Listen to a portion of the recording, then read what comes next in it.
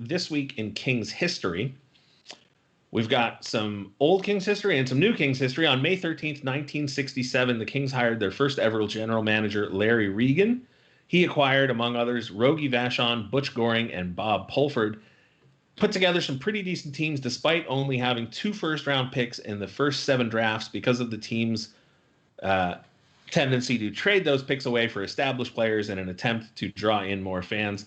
So that was May 13th, 1967. But more importantly, May 16th, 2014, the Kings win Game 7 against the Anaheim Ducks in the Honda Center. I know a ton of us were there because I was there, and there were a lot of Kings fans. Jim Fox tells the story about being able to hear the Kings fans cheering from outside the building and knowing that it was Kings fans, not Ducks fans. Of course, Jeff Carter scores in the first period.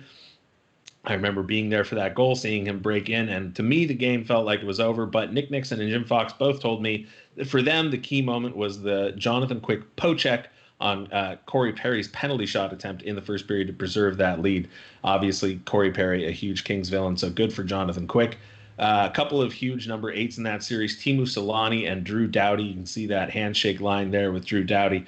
That was Teemu Selanne's final game, if I'm not mistaken, as Duck, so very nice to see him behaving with class, as always, after that. And, of course, Andrei Kopitar, a huge series, and that handshake line in the first series between the Kings and the Ducks. So great to see the Kings coming out on top. And, of course, the universe gifted us with possibly the greatest gift. Well, no, the second greatest. Joe Thornton is probably the greatest gift. But the second greatest gift with Corey Perry looking despondent and, of course, a little piece of water trickling down the glass, making it look like a tear. So thank you, universe, and thank you, Kings, for beating the Ducks back in 2014.